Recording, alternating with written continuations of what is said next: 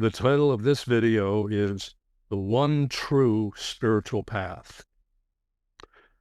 The reason I titled this video that way is because I know it's going to stir up some controversy. There are thousands of approaches to religion and spirituality, and many think that they are the most correct. Some, of course, believe that they have the one true religion. And then there are others who are a little bit more acceptant and tolerant and say, well, there's many pathways to spirituality. And now I'm coming along and I'm saying there's one path. And furthermore, I think by the time I'm finished explaining what I have by what I mean by this, you're going to agree with me. It often seems like life presents us with a whole insurmountable array of obstacles, and the journey can seem to be endless. We all experience that.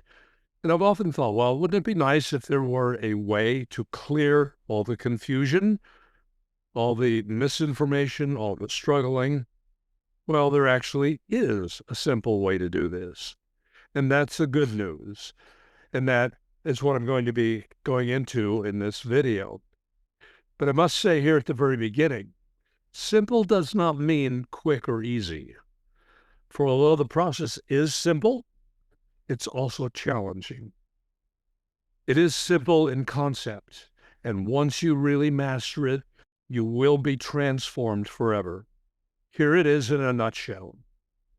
To become free from the pain, suffering, confusion, and limitations of life, and free whatever's blocking you spiritually, you must simply release your past. Because what is blocking you is all based on the past and all of your perceptions, conclusions, and beliefs that you hold about your past. So these past things, experiences, memories, are like programs controlling you from subconscious places.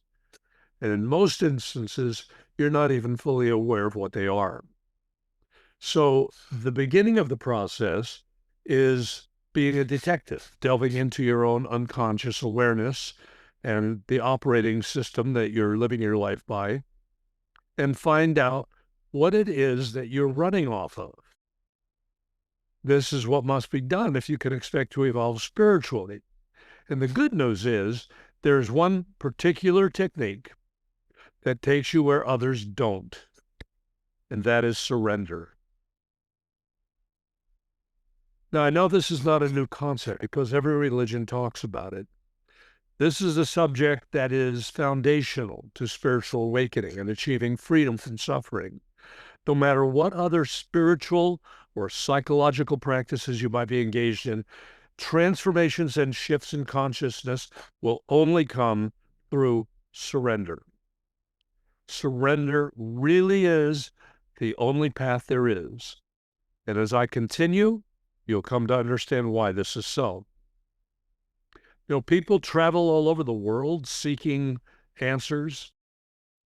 And I've known a lot of people that have traveled to the other side of the planet, sometimes because they've heard there was some teacher or some sage up in the mountains somewhere that had the answers to life.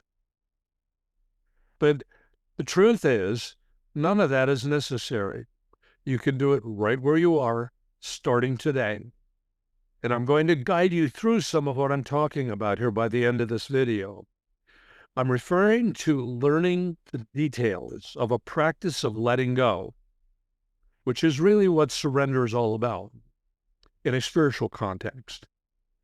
And there is both an art and a science to this. And I'll be going into this. The first challenge is to find out what to let go of. And the second is how do you do that efficiently, effectively, and permanently? At a fundamental level, all spiritual practices are designed to help you let go. But most people get stuck in the form with ceremonies and rituals and pujas and prayers and lighting candles and doing kirtan or doing other kinds of practices with groups, and they miss the deep intentions behind all of the practices.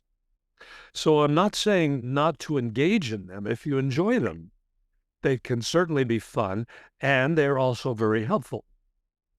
But recognize they are a means to an end, and they are not the end in themselves. There's a whole lot more of a direct way to accelerate your spiritual evolution. And since we all have some limits on our time, I recommend you spend your time with the most efficient methods. And so that's what this video is about. Consider what you've been doing and ask yourself if the results have been all that you've hoped for. I've had many people come to me and say, I've been working hard on my spiritual growth for many years, sometimes for many decades. And then they'll sometimes list all the things that they've done. But then they wonder why they have not made very much progress. And my response is, it's not the quantity of time that you put in, it's the quality of time measured by results. So you're going to need to take a look at your own life and answer this question. Have you attained the results that you've been hoping for? And if you have, then you already know what I'm going to be talking about in this video. But if you haven't, you're about to find out those answers. Now, surrender, as I'm using the word, doesn't mean giving up your power. It's not loss, it's not defeat, it's not resignation. Although the word is really quite often used that way, especially in a military context. In the short term, in a spiritual concept, it means simply letting go of holding on to every cause of worry, guilt, pain, struggle, anger, suffering, and painful memories, shame, resentment, fear, hatred, and all the other negative emotions and judgments. And judgments also include feeling unworthy or feeling or believing that there's something wrong with you, which is really a self-criticism. Ultimately, it means complete total letting go of all of the constructs of what we call the ego personality. So all of the techniques, pills, therapies, spiritual practices, surrender is the golden key to spiritual sainthood, enlightenment, and ascension, and any other term you might like to apply to your spiritual evolution. Surrender is the answer to your every question, every frustration, every pain, every block, every problem, and even the ones that you don't know the cause of. And for those who are looking for spiritual enlightenment and ascension, surrender is the door opener. When you understand surrender, you'll understand what all the great spiritual teachers taught.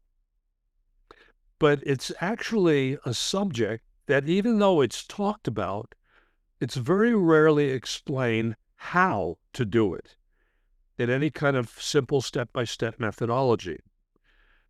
And perhaps a reason for that is why it took me many years of working with people to formulate the steps that I'm going to be guiding you with later in the video.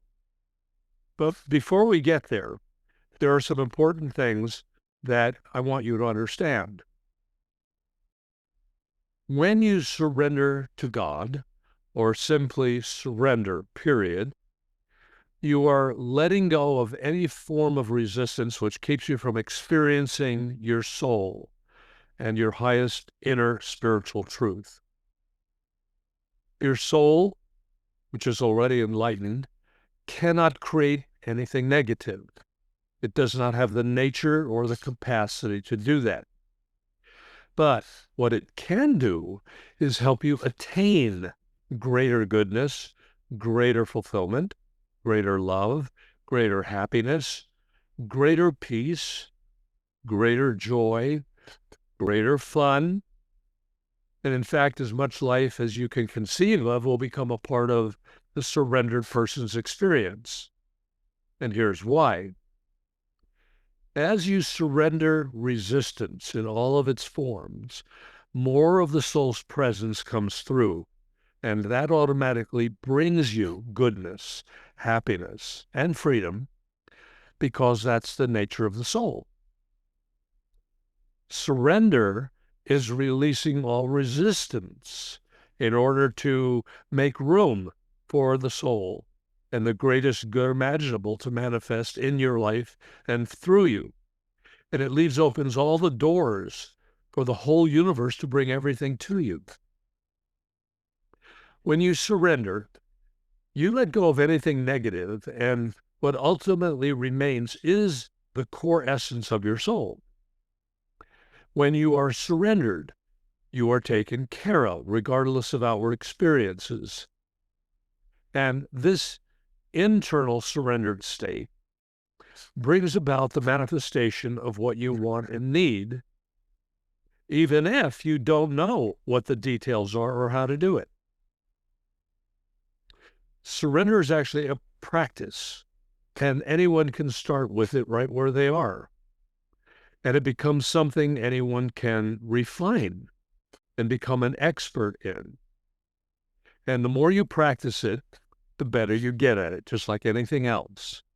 You'll find that the more you practice it, the faster and the deeper and the more complete it becomes, until you embody surrender and you live in surrender, and you automatically are in the now without any effort to remain in the now. It's all automatic. Perhaps one reason many have passed over the subject of surrender is they haven't known exactly what it is or how to do it. Now, that's one part of it. But in addition, surrender is particularly threatening to the ego. And so there's usually resistance to the process of letting go. And that makes it seem to be difficult to put into practice. You see, the ego is threatened by surrender because it releases the very defense mechanisms that the ego has used to feel more secure. So initially, when you start surrendering, the ego will perceive the process as making you more vulnerable. If you want to open your heart, let's say you've had difficulty in relationships and you feel like it's not safe to be opened up to intimacy or to trusting someone else. Well, the ego has built these defense mechanisms around the heart center. It's built shielding around your heart center. It's locked out the experience that you're wanting. So if you go to start removing it by surrendering all of the things that you're holding there, the ego is going to think if you remove that, you're going to be very vulnerable to being heartbroken or being betrayed or being hurt again in your heart, and you'll be heartbroken and heartsick. But in fact, the opposite is actually true, because surrender aligns you with the highest levels of consciousness and your soul, which brings the deepest safety and security possible. So how do you do this then? What are the mechanics of how to surrender? Well, first of all, effective surrender comes from the heart. Secondly, from being in touch with or connecting with what you are surrendering. The challenge there, of course, is it's often in your unconscious or subconscious. And thirdly, it includes being very deeply sincere in applying the process. So those three steps don't sound difficult, do they? Nor do they sound confusing, and they aren't. You feel into the surrender. You use all of your senses to move you deeper into a releasing process. And from your heart, you let go. Now, often while you're doing that, the mind is going to try to figure out what you're doing. It wants to help with the process. But the truth is that you can't let go or surrender analytically. It requires feeling what you are wanting to release and often asserting from the heart that you're letting go of all need for the negative feelings. And this explains why most people are not particularly effective with surrender.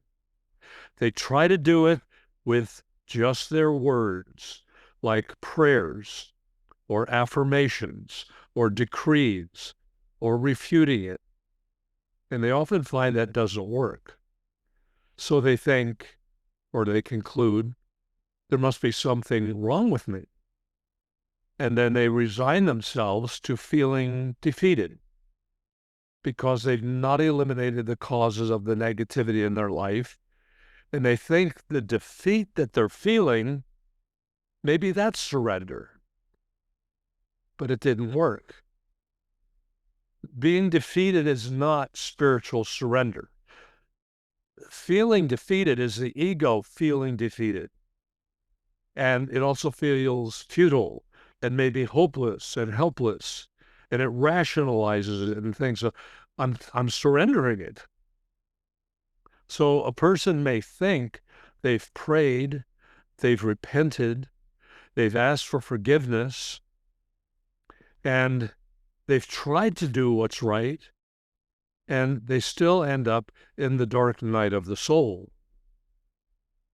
And then they resign themselves and conclude they must be a bad person because they feel alone, unsupported, not loved, not understood, and rejected, especially if they think they've been rejected by God. When you effectively surrender, whatever was negative is gone.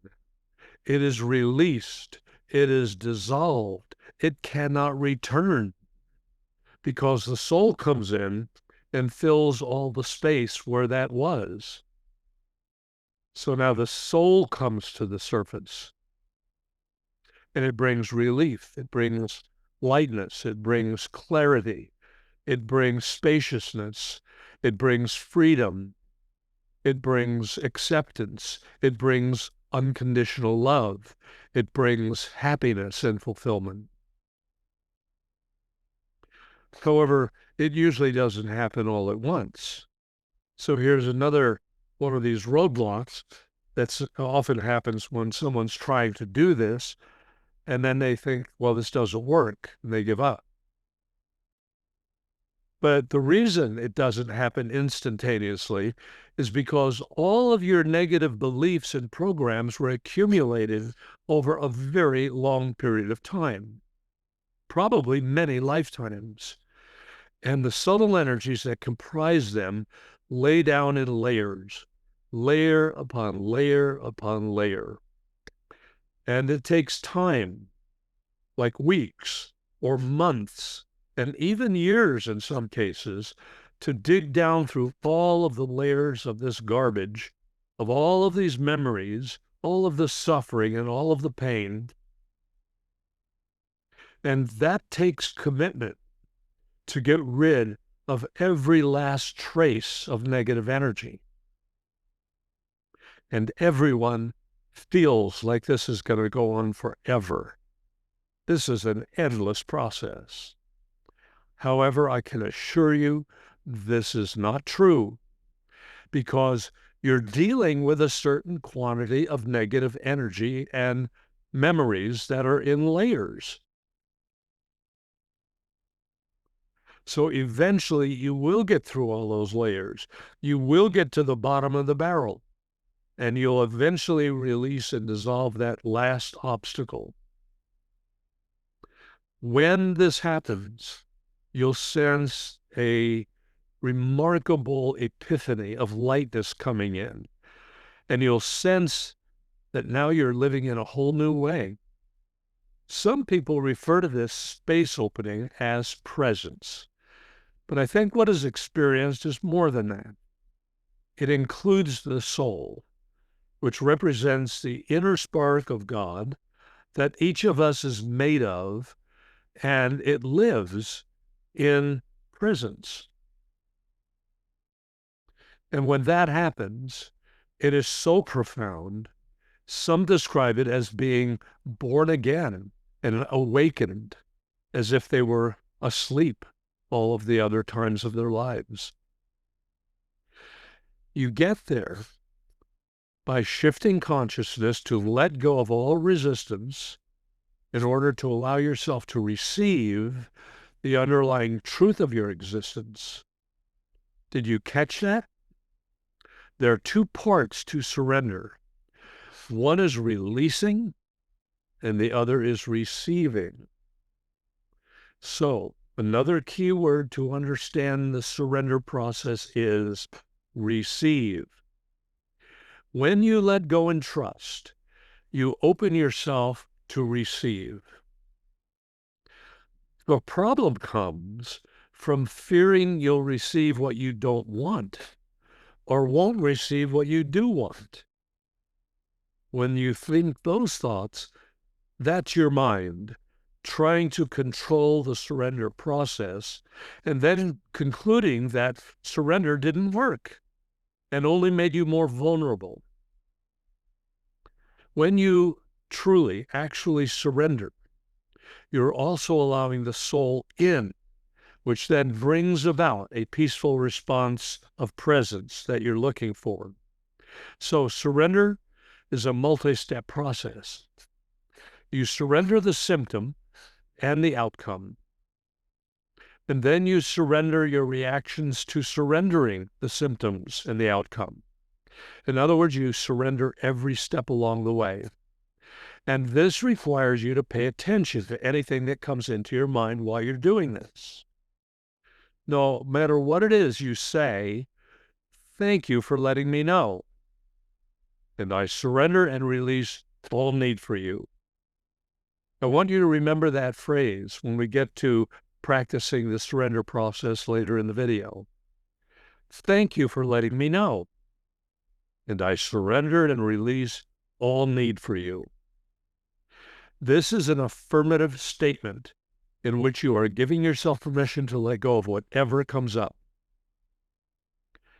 And this statement relaxes the mind that has been holding on to that pattern because it thought it needed it or might need it in the future. And that's why it doesn't want to let it go. Even something like fear or anger or any of the many other things I've mentioned, and you'll hear more of them when we get into it later. But the mind thinks it might need it because in some way it has used those in the past to protect itself for survival. So here's an important hint to increase the effectiveness of your surrendering practice. You can't have control, attachment, or reaction if you do not have a judgment. So surrender any judgment that you have about what you are surrendering. Now, how do you know if you have a judgment? Well, a judgment exists when there's anything that you are not neutral about or at peace with. Now, this brings up a question. How can you surrender a judgment, or for that matter, anything or everything?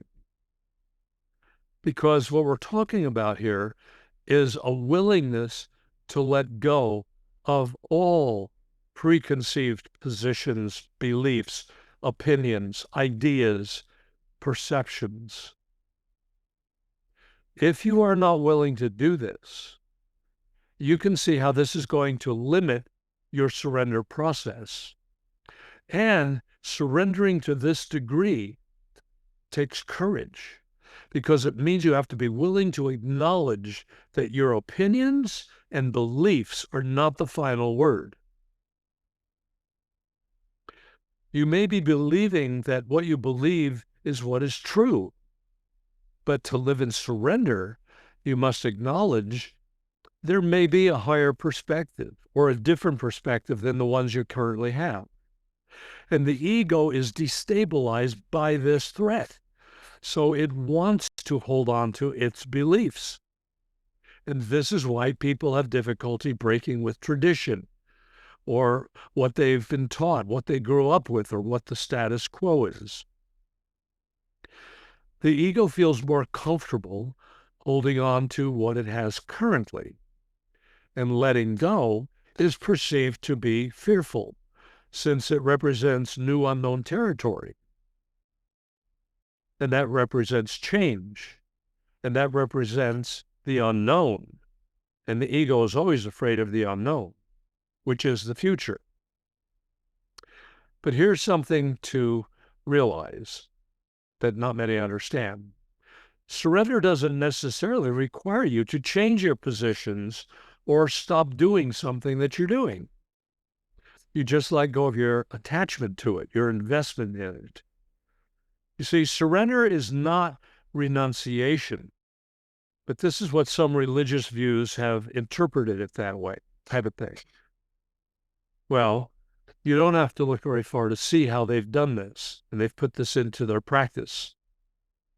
But let me explain what I mean by surrender not necessarily requiring you to change. There can be many things that bring pleasure and joy and fun and happiness and fulfillment. And you may want to continue playing whatever you enjoy playing.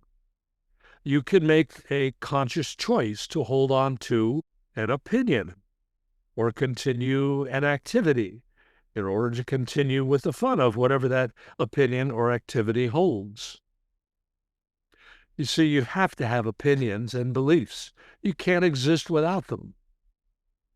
But you recognize them for what they are. They are conventions or tools that you use to experience a reality. But you're not heavily invested in holding on to them because something else may come along to replace them that is a higher truth or a deeper truth. The opinions you hold are not an ultimate purpose or reality. Life is something to be enjoyed, maybe even played with. You may have heard the term Leela, L-I-L-A, or sometimes it's Leela, L-E-E-L-A. And Leela is a Sanskrit term that means divine play, or sport, or spontaneity. And I'm not going to get into the deep philosophy of this, but it refers to the fact that God, as being perfect and complete, without wants or needs, and the creation is seen as a spontaneous expression of play and divine bliss. It's sort of like a child playing for the joy of playing. And surrender will lead you to this realization. It's all play. It's all there for enjoyment. So let's say when you touch deep love for something, it could be an animal, it could be a person, it could be nature in some form, or deep beauty. You have a taste of a joyfulness that deep surrender offers you, because the depth of these states is only accessed through surrender. So here's an example. Let's say you're listening to a beautiful piece of music, so much so that you're lost in it and it almost brings tears to your eyes. You are surrendered to the music. You're not trying to control the music. You're surrendered to the flow of the music. You're not trying to rush to the end. You're in the present moment. You're living in surrender to the music. And living life in surrender is like this. You're surrendered to the flow of life.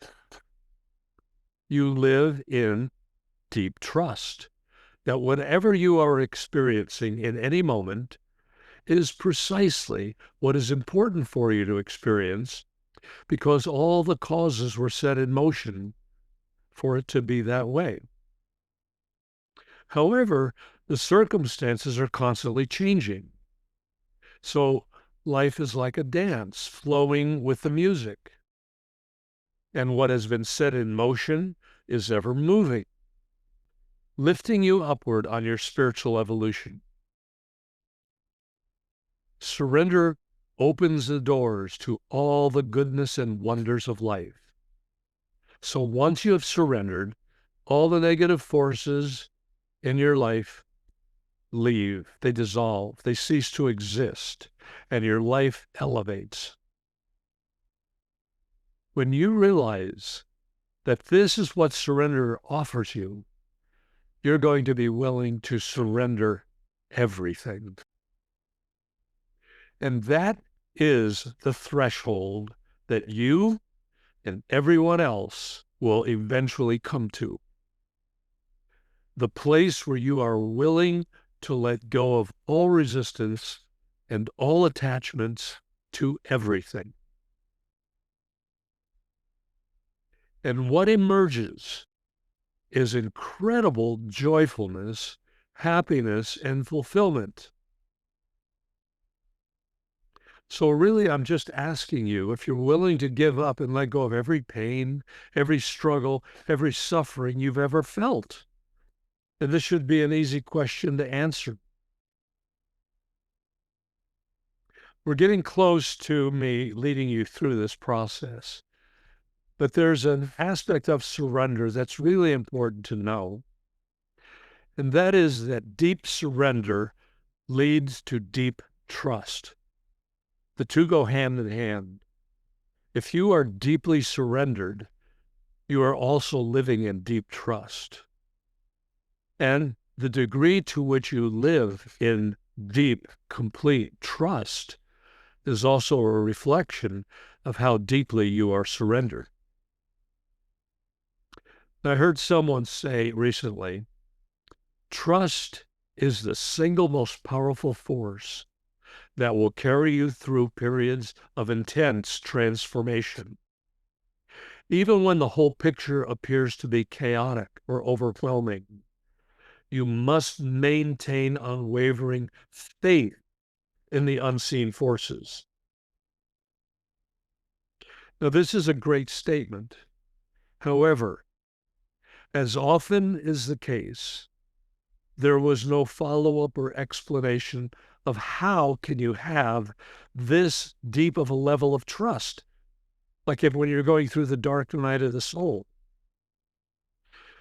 The implication is that you must have faith, or maybe an inner resolve, or a stubborn refusal to submit to doubt. But the truth is, you can't trust with willpower because it is not a superficial characteristic. It is a very deep level of acceptance, and that can only come from surrender. If you try to muster trust with will and determination, you will ultimately find it will fall out from under you. But when you master surrender, it's easy and it's even automatic. Now, the level I'm talking about here of trust is like taking a step off the edge of a cliff, trusting there's something to support you, even if you don't see it. And this is so beautifully illustrated in a scene in the third movie of Raiders of the Lost Ark, where Indiana Jones comes to the edge of a 1,000-foot cliff, and he had to find his way across in order to find the Holy Grail. And that's really what we're talking about here, the Holy Grail. And you get there through surrender. The Holy Grail is a symbol of our oneness with God and unity with all creation. What Indiana Jones did was shocking. He stepped off the edge of the cliff, but as he did, a bridge that was there all the time became visible. You see, it was invisible before, symbolic of being in our unconscious. And you come to this place because you've been practicing surrender for so long that you have become surrender. It is your nature, the state of your being. And the last moment when you're asked to give up all that you know that you are, and step off the cliff, go through that threshold, then you can grasp the holy grail of realization that brings a deep spiritual knowing you are one with all there is. And so by being surrendered, you really haven't given up anything. But what you've actually done is expand your awareness and your consciousness, embracing and integrating and unifying with everything. One more thing I want to say before we go into the practice. There are many paradoxes in this surrender process. The main paradox is that the mind will think that what you surrender, you are giving up and losing. But in many cases, what you surrender could be everything good and wonderful, and you find it's enhanced, it's expanded, and it flourishes in your life. Because through surrender, you've let go of all of the resistance to receiving. Remember, there were two parts to surrender. One was letting go, the other is being open to receive. And this is important to know because eventually you will want to include everything in your surrender practice. And some of the surrender statements will seem to be eliminating something when it is actually bringing clarity and enhancement. For instance, if you are focusing your surrender practice on your financial or relationship issues, you might say you are surrendering your money or relationship issues. And that might sound like you're giving up what you're wanting. But when it's contexted with surrender, all it means is you're letting go of any negativity attached to either of these. You're letting go of anything that's blocking them. This means you're letting go of any resistance to what you can have. So that is what would enable it to flourish, to grow, to expand.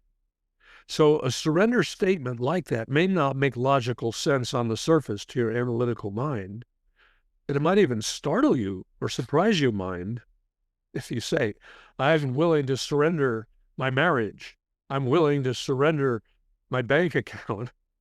It sounds a little bit contradictory or self-defeating, but it actually means the opposite because it means that you're letting go of all resistance around it in order so that you can receive. So go along with the process. Trust the process. Eventually, you're going to want to go through your entire life and all of your memories and give up, release, and fully surrender everything you can remember and think of. And this is the art and science of surrender. Now, what I've been explaining here so far is mostly the science of surrender. What is it? What makes it up? What are the components of it? What does it mean? Some of the details, and a little bit about how to do it. But the art comes by actually doing it and finding all of the little nuances and the subtle ways that you're holding on to things. Because as you do this and you get into it deeper and deeper, you're going to start realizing that you've been holding on to things that you really need to let go of. You need to let go of all resistance. And the discovery of the subtleties are what need to be surrendered. So now I'm going to guide you through this process slowly. And this is just an introduction to get you started. You may want to do this in a meditative state, but you can also do it in a fully aware and awake state.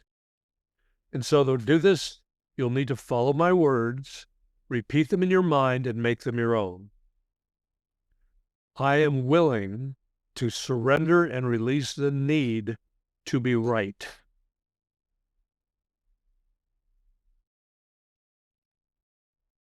Now ponder this one for a moment. This is a good place to start because the thinking mind wants and needs to think it is right. Now, what happens when you let go of all of your defending beliefs? This doesn't imply that you must let go of all of your beliefs, that you're just willing to not be fixating on them and locked into them as being absolute or being correct. So think of that. I am willing to surrender and release the need to be right.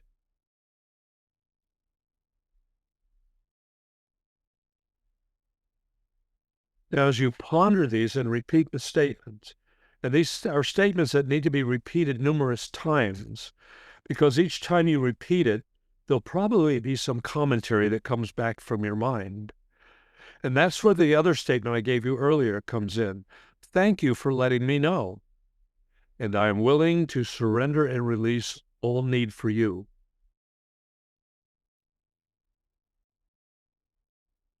So as you need more time, just simply pause the video. Take as much time as you need. Now I'll go on to the next statement. The next statement starts with the same phrase. I'm willing to surrender and release the need for questions and the corollary for answers.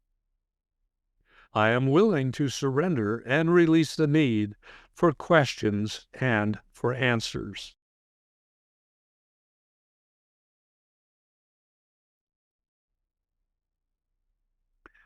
Now, when you let these go, it doesn't mean that you can't have or won't have questions.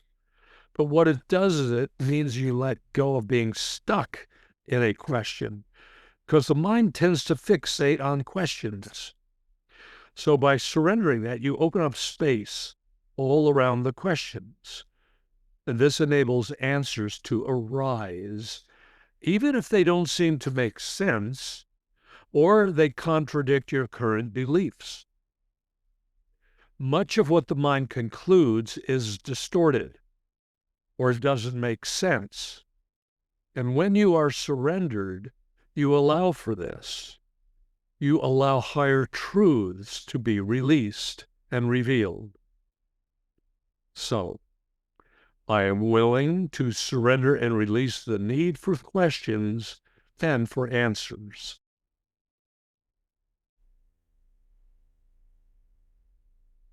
Now, this gives you some idea of how this works. And I'm now going to list a few more. And what I would suggest is that you scan your life for anything unacceptable or negative, including people and how you were treated and things that have happened. And I'll pause for just a few seconds. If you need more time, pause the video for as much time as you need and keep repeating the surrender statements until you feel that you've released as much as possible for that session.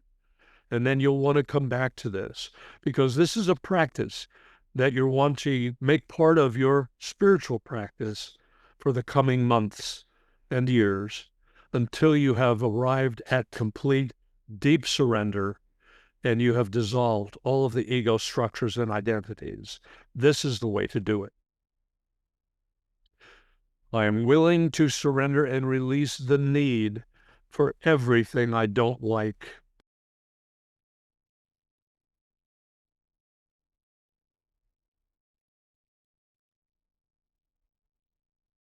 I am willing to surrender and release the need for my anger.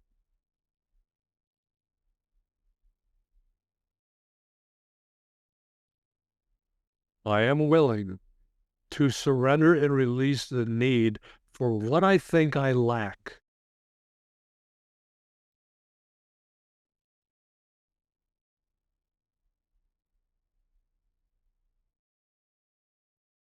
I am willing to surrender and release the need for control.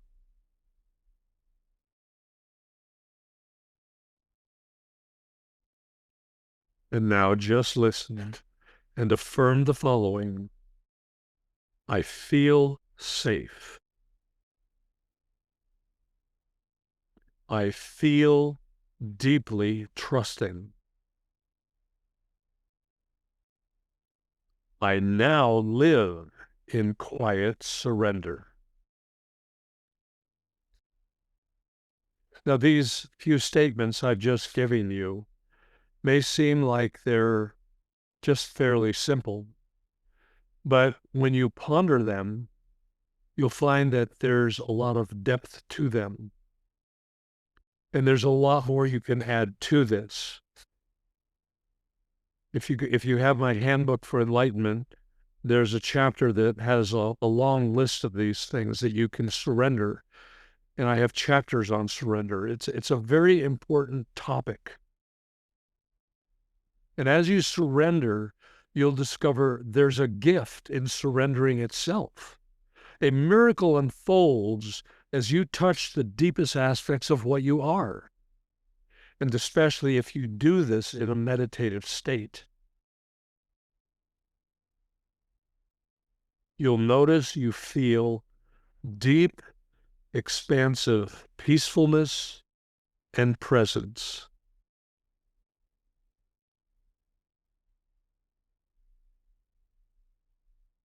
You feel timeless.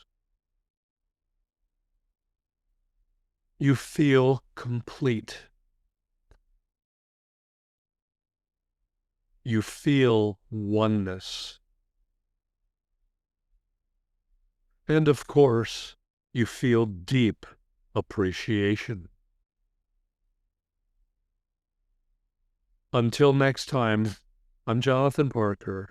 May you be blessed with love and light always.